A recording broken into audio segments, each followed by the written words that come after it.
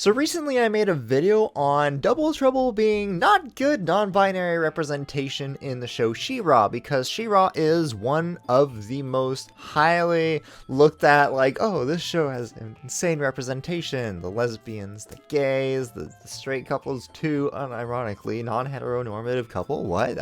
When do you see that? And the non-binaries and the trans people. So we have kind of everything, not to mention a variety of racial representation as well, because, you know, we kind of hit the max on white suburban households that people could be marketed to, and now it's like, okay, now we gotta, like, appeal to everybody too, so, like, I gotta sprinkle in a little bit of everybody, so that they know, like, hey, this is also for you, this is not just for white people to enjoy, okay? However, when trying to strike so broadly and get so much representation, there is bound to be mistakes, and we see this in stuff, you know, like Will from Baldur's Gate 3, where they're like, oh, this is a not great portrayal of a black person. Can we, like, undo this? Or at least, like, apologize for making a thief, slave, black person who kind of thinks that he's better than everybody? Like, this is incredibly audacious of the company to put into this game. I'm just using that as one example to show how representation can be difficult and companies will mess up. And I think Perfuma is one of those characters that the writing staff on She-Ra messed up. One of the things I find interesting about this portrayal of Perfuma is if you grow up in an environment where being trans is not demonized constantly, how does that affect one's development? And if we're trying to go for that sort of representation, does Perfuma convey the experiences of trans femmes? Or is this universe in Etheria so far removed from our reality that it's not even fair to discuss about our world versus their world in the same sentence? Regardless, people from our world are watching what's happening in that show, so what kind of effect does this have on trans people? What are the, when they look at Perfuma, do they see themselves in her? Why or why not? I generally tend to identify more with the non-binary experience to some extent, so I don't feel completely qualified to go over Perfuma's trans rep, even though I do feel like a little bit, because I'm like, oh, this character should theoretically be representing me, but it doesn't. Like, this is just a cis woman to me, which I feel like, is that the goal here? I don't really know, because there's certain elements of being raised one way and then having to unlearn some behaviors and learn new behaviors, and the way that you, as somebody who grew up in X environment, do not resonate with the new reality. And that's what I think is a really important factor when discussing gender dysphoria and transitioning and characters who are trans in media, is do they show those challenges? Do people relate to them? Or is it just like, haha, we are this because we are? So obviously, if you watch some of my YouTube shorts, you might know of Stella. Best Girl Stella. She is actually going to be helping me with some questions I have written down, because I was like, hey, I have my own answer for these questions, but I'm curious on what your take is. So here we are. What does a positive trans woman stereotype look like? That's a very good question. Because honestly, a lot of the trans stereotypes are just kind of negative, or like at the best neutral. I feel like a lot of them are also just kind of cringe. If the question is what it looks like, right? It looks like this, that you have something that's just positive, you know, just people living their life. One thing that is very stereotypical for trans women is that we make music and that we are into computer science, and we make breakcore, and we make like weird music, and like music you can't really like listen to for the first time, and you have to be like kind of in the sphere. And like I've met so many trans women that just like do a very similar style of music, and it's just good, right? Like I've listened to so many trans women like make their own music, and it's like amateurs, right? And it's just like good music. Like you can just put this on at a party, and it's fucking amazing. This is funny. Have you seen the music that I've made? I showed you that. You make music? Yes. So I'm like, oh fuck, I didn't even realize I'm kind of fitting into the stereotype. Hey, you want to learn some Python? You want to learn some C#? So many trans women I know in university, in education, are like in some way like very technologically advanced, or like are really into tech. And I mean, this is not like, I feel like a special thing, but it's just something where it's like, in general, trans women will be like kind of a shut-in nerd for their entire life, right? This is due to a multitude of factors, some of which are societal, right? Like discrimination, Trans women tend to be kind of introverted, at least until they transition, which is when they figure out, wait, I'm an extrovert. It's like nerdy people. It's like super into like games, super into like D&D, super into bisexuality and polyamory, which is a weird thing, but sure. The polyamory slander I will not tolerate. I'm sorry, but why do you have to fuck your entire D&D campaign?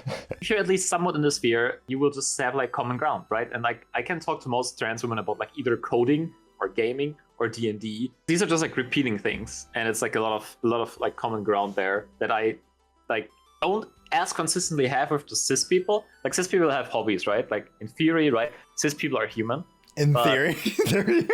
Trans masks also tend to have kind of introverted hobbies, right? Like the average trans mask is like this gym chat, right? Or we have the short king artist, and these are like the two stereotypes. Oh my gosh. Yes. A lot of people like weaponize like, oh, the trans behaviors. AGP is like the trans mental. That is like what it's defined by. It's like you're not actually trans. You're just horny. Saying it's a sex thing is very obvious, right? People just say that. Like, it's a fetish, it's a sex thing, I don't know. And it's a way to shame trans people into not being trans. Because like, oh, if you do something because it's a sex thing, that's bad. Because sex is bad. And it's like this weird puritanianism. Like, if you transition because you get horny from that, go the fuck ahead. I don't give a shit. Is that so bad, right? And obviously that's weird, right? Like, people are fucking weird. But like, people get off to being chained up and like put into a hole in the ground, and then someone puts their chair over that, right? Like, I feel like the problem that people have with this idea of like trans women being perverts or something, the thing they're actually saying is, oh, trans women are men that do these things out of a sexual reason, and sexuality in men is extremely like gross and disgusting. So a trans woman actually being a woman, right, is like so unthinkable because it's like a fetish or it's like a male kind of idea, which is so weird because like being a trans woman is so much about not being a man, when that's the defining thing for like cis people if they have no fucking clue about anything. Can you expand upon like the being gross and disgusting part being like a key part about male sex? So obviously, right, you have like structures of power between men and women, right? And these also just come up during sex. And you have the just like inherent like power difference between the male role and the female role during sex, and also just like in society in general. You have a power differential between like the act of penetrating versus the act of being penetrated. Like, let's say being penetrated as like this submissive act of like, you know, you have a dick inside of you and that's like somehow makes you like submit to someone else. For cis people or like for heterosexual people, you'll have this like, oh, there's like a male role in sex and there's a female role in sex, and the male role is inherently like dominating, predatory, masculine, strong, and the female role is like submissive and weak and like submits to the male role. It's like below him, because like submitting is also pure, right? There's a purity fetish there where it's like virginity is like the most pure you can be, and having sex with a lot of men is tainting them with the experience of having had sex with men, which is like true, but not in the way that heterosexual people are thinking about it. In cis people, you have all these like roles that are just like not really there in queer people, and these roles are obviously like very strongly tied to gender, to personality as well in a certain way. Like, if I'm performing womanhood, I have a set of rules that I need to follow in order to like do womanhood correctly. And these rules are very strict, but also if you adhere to them, you will be a higher value individual in society than, you know, people that don't do that. Like, the most beautiful woman is like the most valuable woman, right? That the beauty of a woman is like tied to her worth. This is also kind of true for men, even though men have like lower beauty standards, but like attractive men are also more valued in society, especially if they're more masculine. Like, if you perform gender more, then you are higher value in society. And this is like the worst thing ever for trans people, because there's nothing further from performing your correct gender than transitioning, okay? Like, if I take estrogen over here, I am not performing masculinity at all. I am saying I don't want to perform masculinity, first of all, which attacks the concept itself of performing gender in the first place, right? But then I go around and I not only don't want to be a man, I also want to be a woman. And that's like, oh no, horrifying. How could you as a man, as the best thing ever, you know, want to be one of the bad ones? And it's like, maybe it's not like that, you know, maybe if people don't want to be men, even though it's just objectively easier to be a man, not be that. What about the idea that like, oh, it is much easier to be a woman because you're not expected to like have a job or like take anything serious. So you just like look pretty, find a man, and then you sort of just like pump out babies and take care of the kids, and you don't have to like go to fucking work and deal with an asshole boss every day. What do you think of the take that like the women have it easier than men? I mean, there's a certain truth to this, right? It is definitely easier to submit to your husband than it is to submit to your boss 24/7. There's a huge difference between those two things, like obviously, right? I hope the sarcasm is dripping out of the fucking screen right now. like going to your fucking job and submitting in a hierarchy is not in any way less submissive than like being the wife of a husband. The only difference is that husbands get paid for the submission and women that are at home do not. And in capitalism, the thing that is, power is money. So we hear about like women getting the right to work, right? Women have always worked. The difference that women's right to work has made is that they get paid for it. And that there's like an opportunity to like call out the abuse and the exploitation of women in the work environment, but also like at home. Because if both people are employed, there's no like, oh, the man works at work and the woman works at home. There is, we both go to work. Why is the woman expected to do everything? This is honestly such an interesting thing, because like there's this like manosphere that's like, oh, women have it so easy, right? Because like the average like young man, right, sees like women, it's like, oh, I can't get any, and like women don't like me, and it's like, oh, why? But Andrew Tate said if I tell her she's a whore, she will like me, and it's like the things that like women just like put up with like on a regular basis. The bar is so on the floor, it is like indescribable, right? The lack of any lending a hand or like treating as a human, like I can tell that men in my area, like I've been out for like a little bit now, I've been treated less because I'm like a girl now, right? And like I'm not on hormones like in forever, right? I'm like a few months on hormones now. The vibe is different. I'm telling you, the vibe is different. Women are not seen as human by men. I don't know if it was you or somebody else who brought up this point, that it was like the not every guy argument is bad because, yeah, the majority of men don't do anything rudely sexual to women like overtly, but all women have experienced sexism, and roughly half of women will experience sexual violence in their lifetime. I would say it's even higher. It's definitely higher than 50%. Like, there's no protection from male violence. There's no protection from male sexual violence. At some point, it will just happen. And this is just the reality of being a woman. It doesn't matter how good you look. It doesn't matter what clothes you wear. It doesn't matter how extroverted or introverted you are. It doesn't matter if you say no or not. The only thing that matters is, has a man put his own enjoyment of your body over your life? This is just something that happens because men think that it's like okay, or they think it's not that bad, or like, oh yeah, this guy's a predator, but like we still invite him sometimes, Mr. Beast be like. Yeah, but like the argument with like, oh, it's not all men. It's like, why is the standard that it has to be all men, right? If we look at the distribution curve of like severity, we have women that get beaten, we have women that get harassed, we have verbal harassment, and these are all like stages, right? These are different levels of like bad things happening to women. Men always say like, oh, protect you, And it's like, first of all, protect you from whom? It's fucking other men. You don't need a man to protect you. You need a man to interrupt another man, okay? Like, that is what needs to happen. You don't have to do the worst thing, but like every time you silence a woman, you are applying pressure to this woman. And every time you like do anything sexist, or like you say something, like you make a weird joke, or like in any way just out yourself as a not safe person, women around you will know this guy isn't safe, right? And women have a lot of like, I don't want to call them dog whistles, but a lot of signs that a man isn't safe. And with safe, I mean like is aware of women's struggles, knows what those struggles are and how they work, and also has tools to mitigate those things in like his vicinity. This doesn't even take that much. It just means like letting women like talk uninterruptedly, taking him seriously, and seeing at least some of them as human. Only some. You don't need to do all, just a little bit. I said this to a friend the other day. The problem is that men see other men as human and women as women. What is the number one thing you, as a trans person, expect from strangers around you? I mean, this is a twofold question, right? The first part of that is like, okay, what do I like want them to do? And the other one is like, okay, what am I like averse of when interacting with strangers? The first thing that I want them to do, right, is like gender me correctly. obviously, right, I can't expect them to do that all the time. So this is one of the ones where I think this is the one where it's like, wow, these are really broad questions. But for me, it was kind of like, I have really bad gender dysphoria. I just want people to not gender me. Like, if they call me a girl, like, I'm more okay with that, but it's just because it hurts really bad. So I would just prefer to not be gendered, or like not even. I have like coworkers who have like called me a guy, called me bro, called me sir.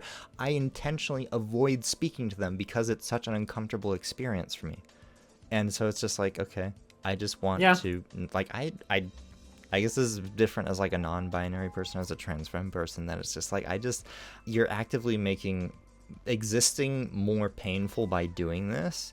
I guess expect is the wrong term, because it's like I have to tell them like, hey, just don't do this. And like I mentioned to you before this, how I had the funny interactions with my coworkers, and the one where I was like, please don't call me that, and like the look of like terror on his face was priceless.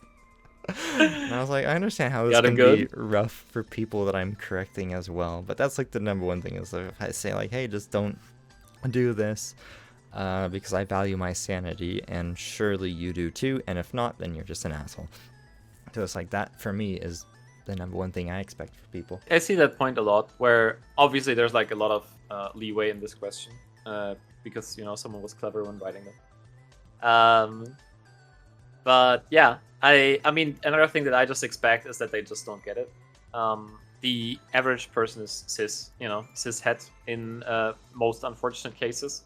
And even if you live in a gay city, right? Like, even if you have like allies and whatever, people that fundamentally do not get it.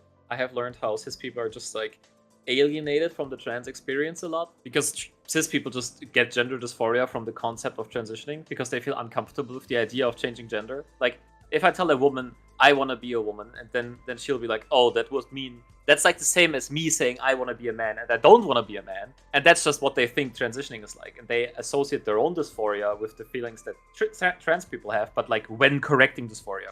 And instead of doing the, you know, sensible thing, which is like, oh, this discomfort I'm feeling is the same that they're feeling all the time, not like when I'm confronted with the trans person, all the time.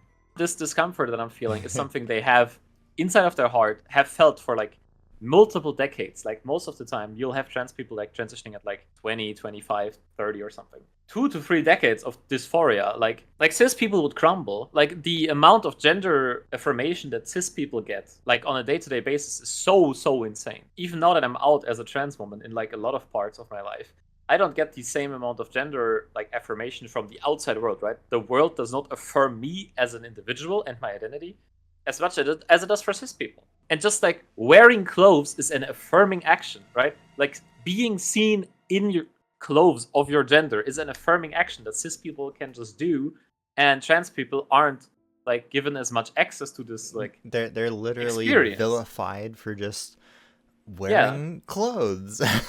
We have the man in a dress thing. We have the like woman wearing boy clothes. It's like, oh, you're a boy, and it's like these like weird degendering of people that aren't doing it correctly in a way, which obviously is the same as dehumanization, right? Degendering. If you look at the word gender itself, gender is like a category, right?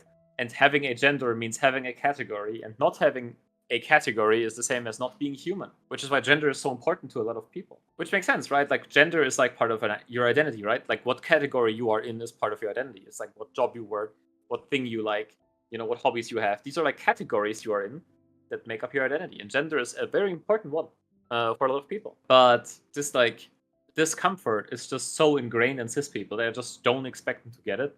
And I know that I have like allies in my friend group where they're like, they'll gender me correctly and they use my right name and pronouns and stuff like that. But I know that they still don't like get it, you know? Oh, it's like they yeah, they have the learned one. behavior. Like, there's a difference between like knowing and like feeling, right? And they just know. And I will say, I have a lot of respect for my friends. I have a lot of love for my friends. Just because the experience is so different and so alienating, they are just incapable of ever getting it, right? Like, I cannot explain away the lack of experience that a cis person has in comparison to a trans person. People just don't have to worry about gender as much, and then don't have to think about gender as much. Which is also very funny. They're so clueless about gender. It is actually like embarrassing how like clueless they are. And then I talked to like an 18-year-old trans woman, right? Like she's like fresh from the press, okay? Like she's like she just spawned in, okay? Like she started her Minecraft world and she's here for like 3 seconds. The amount of just gender analysis the average trans person has is so much bigger than just like anything cis people ever like reach, right? And it's one of those things where the lack of quantity becomes a quality, where just like because there's so little thought being put towards like what is gender, you know, how does gender work, how am I interacting with gender, how do I position myself towards gender, you know, do I agree with everything that is gender, right? Like this is something that as a trans woman I'm still learning, right? But I am aware that this is something I'm learning, right? Like the average cis person just thinks, oh, I am this gender, so I must do this, and this is fine for me. And I'm just like, I need to consciously learn what a woman is and pick and choose which parts of that I want to do, and also over time learn which ones I should be doing. Because I could be like, oh, I could go wearing tampons, or like, or not, I guess not wearing them, but like buying tampons, or like wearing pads, right? And it's like, sure, that doesn't do shit for me, right? Because like, I'm not gonna have a period, like I'm not gonna fucking bleed out of my fucking something. But you know, those are things that women do, right? And it's like, okay, if you do all the things that a woman does, you know, you're a woman.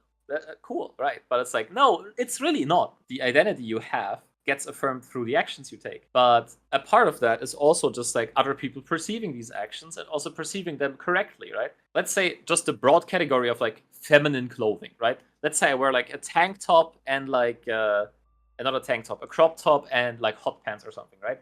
This will be read as feminine, right? People will maybe think like I'm somewhere on the spectrum of like kinda gay to just like woman, right? Or everything is there. Because I'm being perceived in the feminine category when I do that. But if I wear like more masculine clothing, I might be perceived as like more masculine. I might also just be perceived as a woman that like wears a man's jacket or something.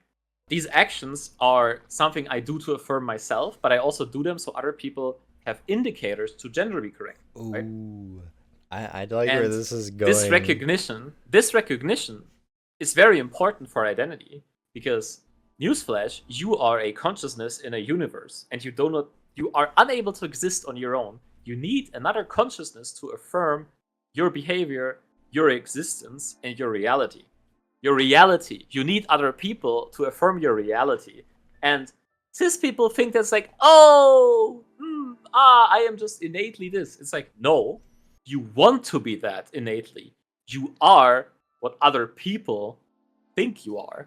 And you need to make them think the correct thing if you want to be someone. And that is very hard. But it is also possible, right? Everyone does it. But how much effort that is differs between trans and cis people and differs between, you know, different walks of life as well. This is why you see teenagers like trying to be cool or like doing the cool thing, right? Or trying to fit in. This kind of ties into like what my next question was, which was what does gender expression look like to you? Like how would you express your gender as opposed to like this is kind of a hard question because I am very early in my transition, and especially I am early into expressing my gender correctly. But there are a lot of ways that even before I knew I was trans, I was already affirming my gender identity through expression. A few of those are I am very good at cooking. If I just hang out with people and they just let me cook, they will just tell me I'm a good cook. Like this has regularly happened, and this is because I, for the longest time, just did most of the cooking in my family, or a lot of the cooking in my family. I just enjoy cooking. I like the mental state of preparing food for other people. I like the concept of just like providing for people. And cooking is a just very instinctually human way of doing that. Cooking is in its form one of the highest forms of caring because you take time out of your day and you invest your energy and you invest resources, like flat out resources, to keep other people alive. By the way, this is also if someone offers you food, okay, like to all the trans femmes out there that wonder why they're not like, you know, anything above an A cup after 3 years of transitioning. If someone offers you food, they want you to stay alive, okay? They are saying, I need you and your body and your existence to have energy to exist. They are investing into you. That means they love you and they want to keep you alive, okay? Take the fucking snacks. But like it's a very like I would say it's a very human thing because there's like so many things that aren't very human anymore.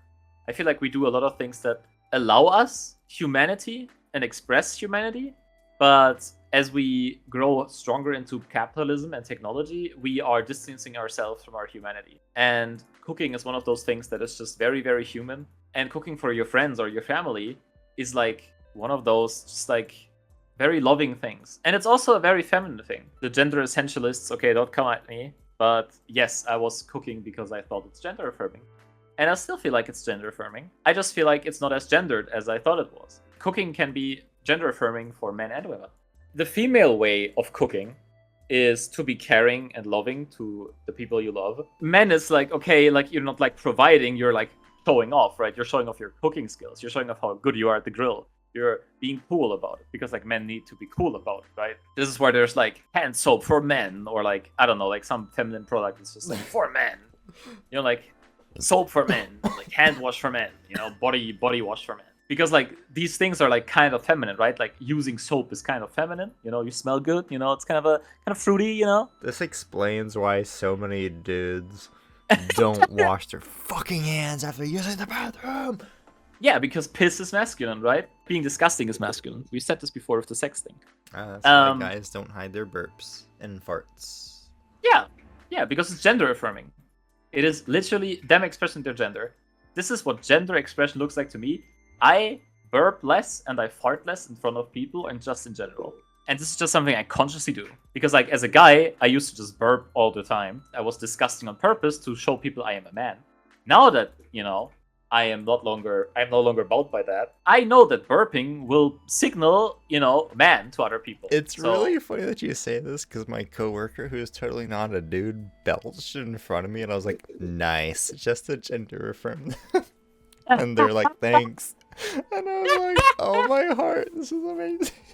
Honestly, like affirming trans masks is like my favorite hobby because I just intimately know what they want because I've learned the behaviors. But just like affirming like trans men is just so fun because you just see like the light in their eyes. I feel like one of the differences, like because there's so much shame and like Alex Jones and worse people specifically hate trans women and they don't really give any attention to trans guys nearly as much, that like when you affirm a trans girl, there's almost like an aura of shame that goes along with it. Like if I were to say this to a cis dude, this would come off as offensive, but if I said this to like a cis girl, then it'd be like, haha, whatever, aren't guys so gross? So it's like whatever.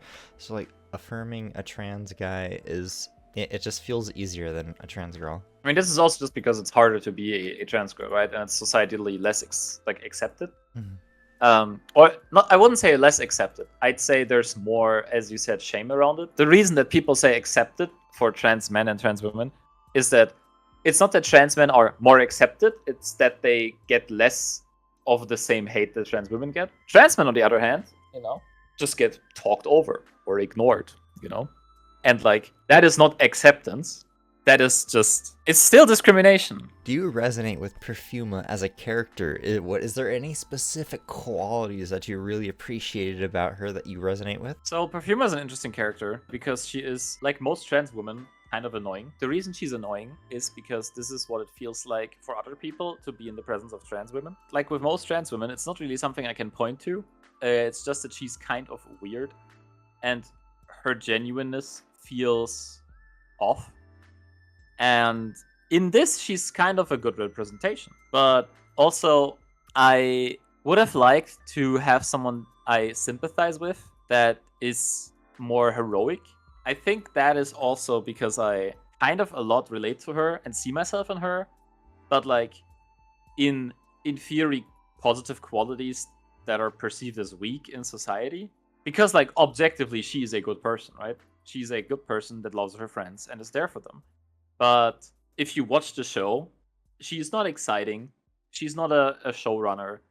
She has her moments, but she's a side character. She's not like front and center as everyone. She's not like banging out the big bucks. And even her powers are kind of lame. Like she's a fucking plant lady, like okay, there's fucking Poison Ivy, right? And Poison Ivy is like the coolest character ever. They just made Perfuma this like hippie, she doesn't really have appeal. Did you know that Zyra from League of Legends is intersex? Yes, I've heard of that. It's weird to say, but like queer plant people have been done so much better outside of Perfuma. I mean, I wouldn't necessarily like say she's a bad character, I would just say that, like, the way she was, I disliked her, and I didn't find her sympathetic. The things she does that were relatable were always tied to, in some way, something negative or boring. Like, I think her biggest flaw is that she's not as exciting as everyone else. Yeah, like Mermista is a ton of fun. Frosta had her whole like, I am the child princess, I am King Tut, and everybody put all this responsibility on me that I just want to play in the snow. And like, that is interesting. And then Perfuma, I'm a plant hippie. Yeah, but like in that way, she's also like a lot of trans people or like a lot of trans women, because trans women are not afforded to have strong emotions. They are not afforded to have rage. They are not afforded to fight for their boundaries. And this is a very real portrayal of a trans person, right? It's just that showing the real thing, like how it is, isn't really as inspiring as showing how it could be. Even though I think she is, I don't want to say good representation. It's like saying like a photograph is a good representation of the real world. I think she's very close to, just an average or like any trans femme. Other characters are like a magical being that is like inspiring or like showing what it could be like if it was better, right? And we don't have like a trans woman being angry. We don't have a trans woman like be a very serious person, right? We don't see anything that isn't already reality. And that I think is just a little bit disappointing, right? I would have loved to seen someone that like I inspire to be like, instead of someone that just shows me how I am already. Because as a trans person, I don't really need a mirror from society because I'm already like hyper aware of myself. Yeah, that just sounds really wounding. Double Trouble is a more exciting trans character than Perfuma. Double Trouble is everything, and Perfuma is just like the sad reality. Like, I can't escape with this. Like, I can't like dream of a better world with this. She's just me in a lame way. And I am not lame. I am super cool. So she's not me. She's not exciting. She's not inspiring. She's not cool. She's just kind of there. And we need people that are just kind of there. We need to show like, oh, trans people are like normal and rational, right? They're not like impulsive or whatever. But that's just also boring. And we need to afford trans people to be interesting and cool and flawed and over the top and explosive and interesting. I think one of the defining moments is when she told Shiro, no, we don't throw tanks at our friends. It's like, that is so good meme, but the core messaging there was, fuck what you're doing right now. We need to sit here and just like talk some more. As a character who is horrible at talking things out, she is so undiplomatic. She makes situations worse. She was worse with Catra. She was worse with Entrapta. She barely made things better with Scorpia, and she certainly didn't make things better with Glimmer. In fact, she made things so bad with Adora when they first met that they almost gave up and let their villagers get overrun. She is such a coward to her core that, like, how is this any representation at all, is what I'm thinking when I was watching this character.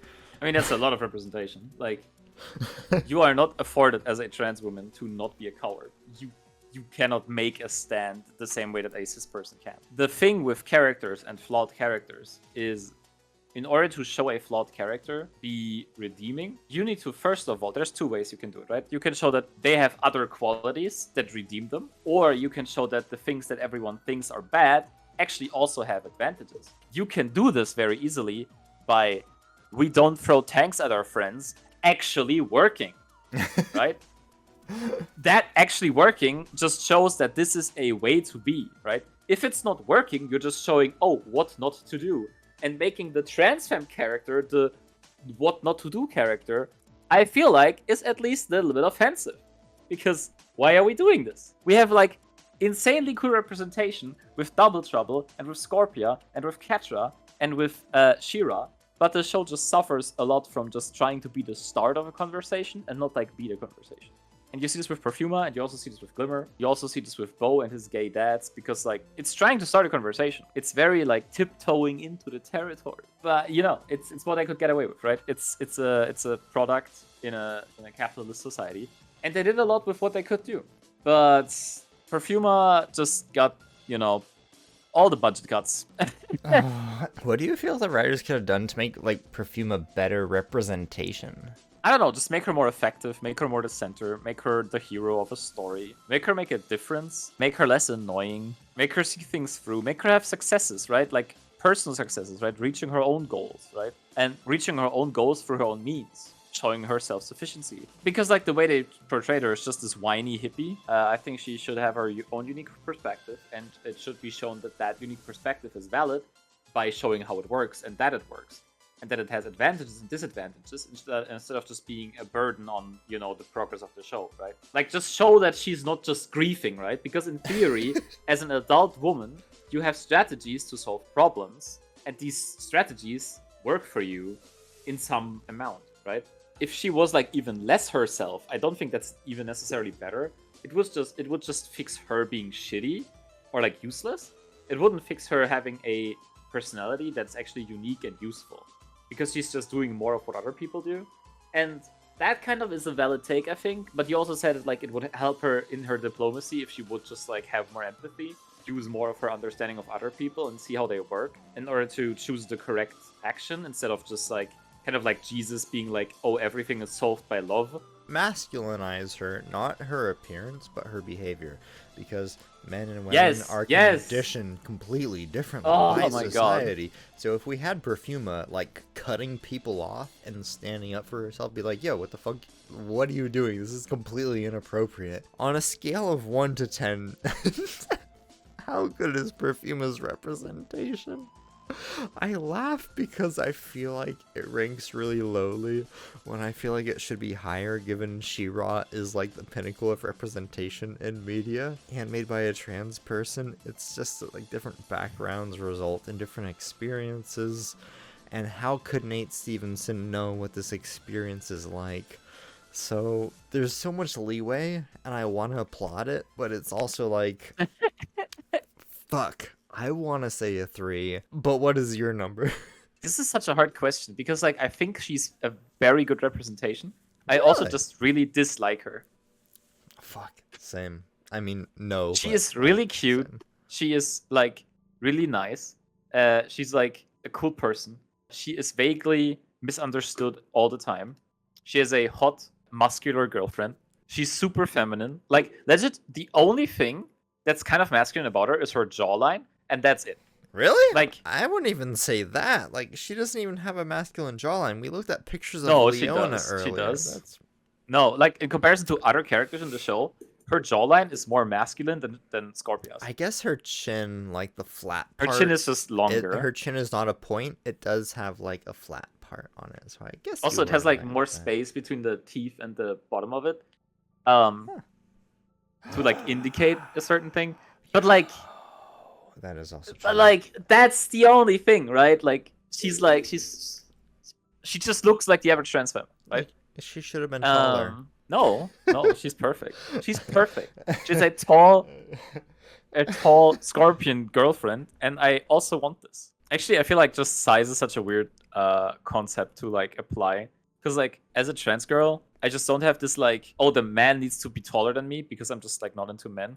So I just don't have that connection to like height and like partner. Like I do get the idea, right? But it's like, first of all, it's like kind of rare to find women that are taller than me, and second of all, I really don't give a shit about height.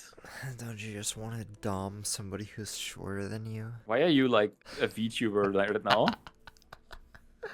Hey Chad, do you wanna like do funny sex things? Haha. Give me money for me to like talk in a sultry voice. Now, obviously, as time goes on, there's going to be better trans representation in shows. It's just a matter of when do we get there. However, if you disagree with me and you think, no, I really like Perfuma, she's great because these reasons, let me know. I am open to having my opinion changed, especially because I'm still like kind of on the fence where like, I don't think she's good representation. She worked the show. I wasn't bothered. I mean, she was annoying every single time that she was on screen because she's kind of just like she's just generally rude, but comes off as like, I'm so nice to everybody. No, you're not. You're so mean to Entrapta. You let Catra know that you hate her guts, and you go out of your way to be a dick to her. You're insensitive to basically everybody. You don't talk over people, which is nice, Perfuma. But yeah, you just generally make an ass of yourself. If there's a character that you want me to go over in the future, like, is Cora good at being bisexual representation? Like, that's something that would be interesting, right? Let me know if there's a specific character that you want me to cover like this, and I'll see you in the next one. Peace.